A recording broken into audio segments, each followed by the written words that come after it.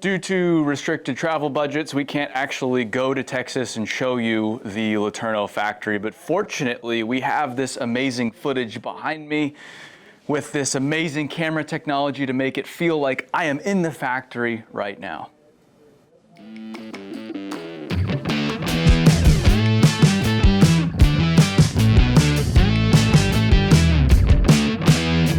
Now the dump trucks are mating. I still don't really understand it. 2350 front end. Then it goes here. Then it goes here.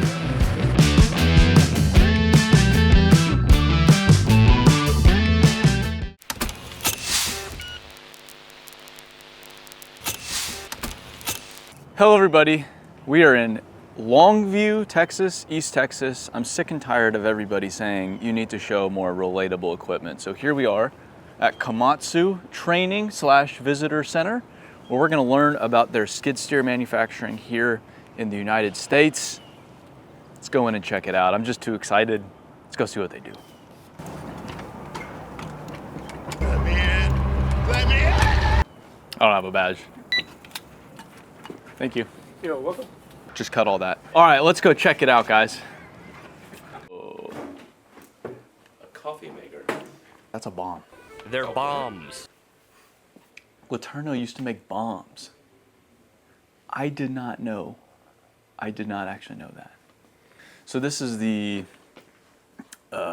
historical, they'll probably explain it, historical manufacturing facility for the famous Laterno. Laterno was bought by P&H, and then Komatsu bought P&H, which now is Laterno. So this is all Komatsu, but historically Laterno, and per this very conveniently placed poster board, they first made bombs here. That's one of them. It's on wheels too. Let's take it. Let's take it. FBI, open up! It's kind of heavy. Jay, call up everybody. Hi. Insert flames. Explosion.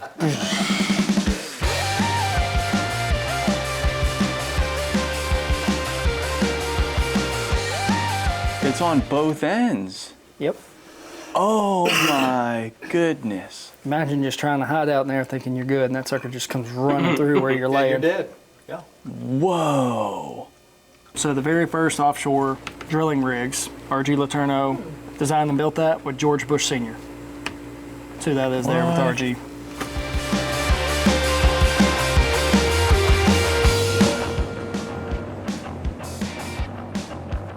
No filming. No filming. No cameras. No cameras. I hate it here.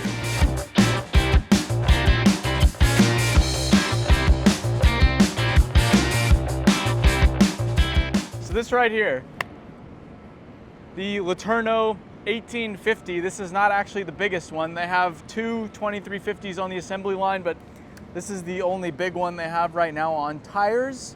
It's significantly larger on tires than it is on the assembly line. This is a huge loader, one of the biggest in the world, but still not the biggest one they make here. 50-yard bucket, dedicated to scooping all sorts of stuff. They use these in primarily coal, iron ore, copper, gold. The reason why the loader is the go-to machine loading tool in a lot of these mines is because it has flexibility. A big shovel moves really slowly, takes a long time to get from one part of the mine to the next. This loader, it's on tires, can drive to wherever it needs to go. Dang. This is wild. Wow. So I have my brake, my throttle. This is my bucket control. Back, forward, that's the bucket tilt. And then this is left and right, picking up the bucket, lowering it down. Hello.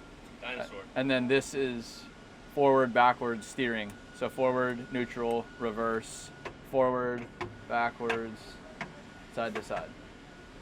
That's all it takes. This is it. Nothing on my dash other than some air conditioning. And then I have my displays. One will be dispatch, mine control, telling me what truck I'm loading, how much it's loaded, that kind of thing. And then I'll have my gauge view as well. No Netflix, unfortunately. Hopefully that's in the next generation, but cool nonetheless.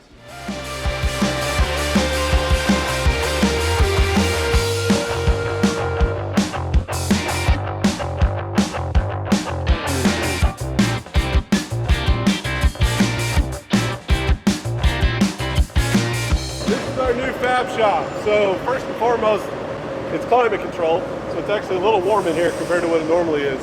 The way the shop itself is laid out kind of is a homage to where the industry is. So in this particular area, there's quite a bit of still manual welding between here and the adjacent cells that we'll walk through. But as you progress down, we start to introduce more technology. As we get further down into it, that's where you'll start to see our introduction of our robotic cells to include our newest robotic cell. We've got the Cooper heat blankets attached to it to do either, they're either doing a post weld bake out to bake out the remaining hydrogen, or they're doing a preheat to prep it for welding. But either way, those blankets will basically stay on until they're fully done with it, and then they'll take it off. So like if he's welding, they leave the blankets on, they start peeling them back as the sub arc goes through, and then they'll put the blankets back. All we're trying to do is bake all that hydrogen out. This is Komatsu's first dip into the pool to have to do a robot that had a preheat element. All of Komatsu produces welding robots. We have an industrial division in Komatsu. They do welding robots for all their products, but they don't do any preheat. So this was a new challenge for them to say, well, wait a minute, we have to have preheat. You can actually see the one arm has the belch fire attached to it, the other arm has the welding arm. Each robot will go in and select its specific apparatus or head for that particular job. It's programmed by the technician. Once it's all set up, the technician programs it and walks away. He can go monitor it from in the office. I'm disappointed the robot doesn't have a fun name, like Nancy. I've been asking the guys here, I'm like, okay guys, it's Robot C. You have a very, very short amount of time before I name it. Yeah, like Carol. Yeah, I was like, we have Robot B, so I was like, you just want to call him Rob? Yeah. We can call Rock and Rob. Yeah. Is that what we're gonna? Yeah. They haven't done anything yet. Yeah. So a lot of people get concerned about robots. They say, oh, you're getting rid of people. And I say, well, kind of the same space as the mining industry. Everybody was worried about autonomous truck. Oh, you're just trying to get rid of operators. Not really. So now I need computer programmers. I need technicians. I need maintenance to be able to take care of those robots. I don't need welders per se to do the welding. But to take care of the robot still requires resources. So we've actually not cut any headcount. So a lot of what he was explaining, this is essentially to manipulate that frame. This is an 1850 loader frame, and it can turn that frame in any direction so that the welders can work and weld on it in a comfortable position, and then when they're done, they'll continue to rotate it to continue to work. So that's an 1850 frame, and then this is a bigger frame. This is a 2250 frame. Every frame has a label, so this is a 2350 loader going to Peru for copper.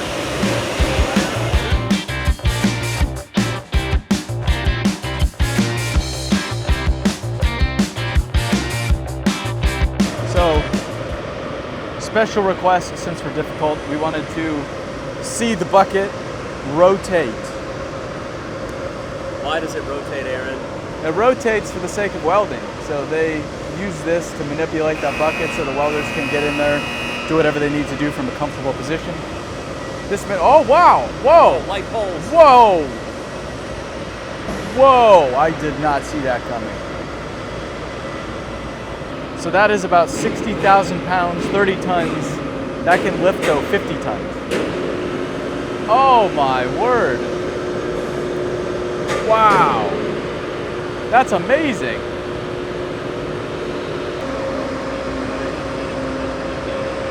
He's controlling that 30 tons of bucket with that little remote. He just put some new batteries in. Double A.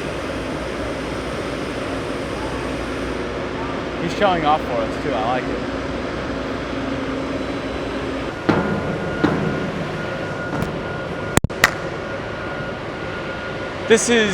We're in their fab shop. This is one of the buckets. This is to a 1350, so one of the smaller loaders, one of the smaller buckets. He said while we were having lunch, some delicious Texas barbecue, he said one of the hardest things about these machines is the bucket because the material varies so much around the world. So you'll have the same machine, the same Laterno loader, digging in coal in Gillette, Wyoming, or copper in Chile, or iron ore in Western Australia. All of those are totally different materials. So they work specifically with the mine, the customer, to figure out what material they're going to be loading with the machine, what its density is, everything about the angle, the teeth, to make sure the bucket is perfect for the application that machine's going to be working. This is the business end right here. Colombia.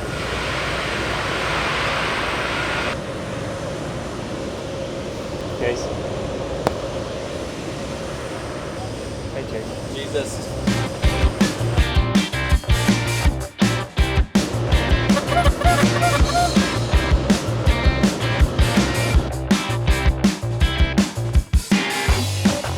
They don't just make the big loaders here, they make drills, and then they also fabricate a lot of components for their rope shovels. They have underground mining equipment here as well. So throughout this facility, there's all different machines being assembled in the exact same spot, which is very neat. We're gonna first check out the rope shovel, cabs, and electrical components, which is the brain of the shovel. A note, so this is the cab for a P&H rope shovel, which is, you could put rope shovel footage in here from Suncor. Big shovel, loading trucks. That's where the operator sits. We didn't actually get to go in a P&H shovel when we were up in Canada, but we can show you all what the cab looks like right now. What if operator's left-handed? Is anything ever customized? Wow, Yeah. there's Ethernet ports. The minute you take a left-handed operator out, just have Look at to this. square it up. There's a whole desk back here with an additional chair, outlets, Ethernet ports, so you can actually have your coffee and do some work right here while the operator's sitting right there loading trucks. In 2008, because this cab debuted at Mine Expo. Yeah. This particular one is outfitted with the Super Pooper, so you got the, Really? yeah, Wow.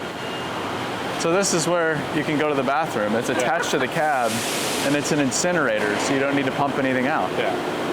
It's a far cry better from how they used to do it. It's like a space shuttle.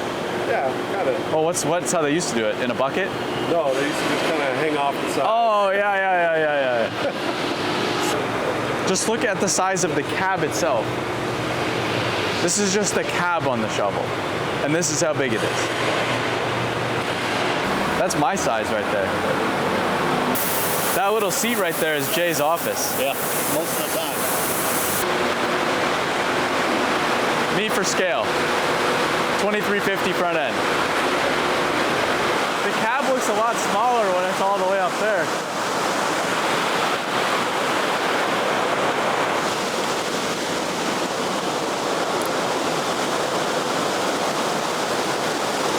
This right here is a Komatsu LHD specifically built for underground mining, like the machines we saw in the German salt mine. If you haven't checked out that video, it's right here.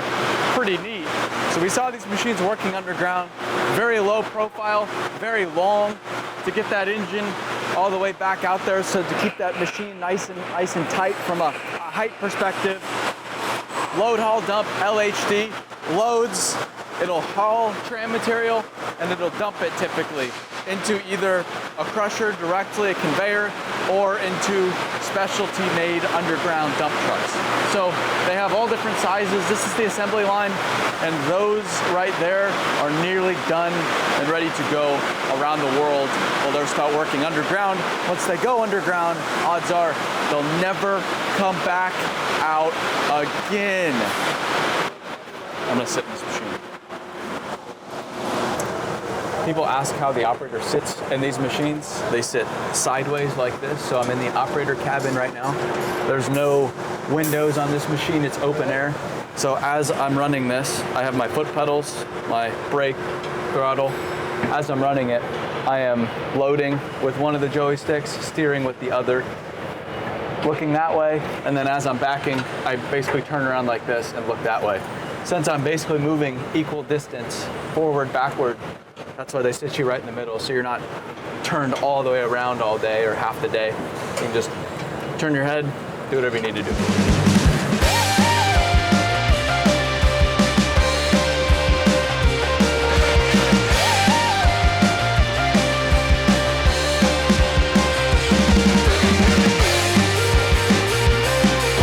This is the raw steel that's about to be sent over for machining, and then they'll receive serial numbers and eventually go to the manufacturing line. So everything here is made here, starting with chunks of steel, some of which is from the steel mill across the way from Newport, milled, machined, and finally assembled. Everything's here. Sean is now cutting the gear teeth here, grinding that gear tooth. You can feel how rough that is compared to what it's looking like, that mirror finish you're seeing over here with all the modification going into it. These are the ones I told you will come under 60,000 pounds of torque. Starts here, then it goes here, then it goes here, then it goes here. And this is the finished product. We're in the motor room right now because these aren't engines, this is all electric drive. I knew that. So we're just gonna show a little bit, but again, it just whoop, right over my head. Don't understand any of it. KES, you'll see some KES here, the hybrid LHD, some braking grids out the back of the machine, a kinetic energy storage system that will sit rotating as a heavy mass. It powers that as this being a motor. This is the actual operator seat, the joysticks, the controls, everything is exactly what you would see on the surface loader. Ooh, this is the new GTA. Here we go again. Oh, now the dump trucks are mating. This is the kind of stuff we do.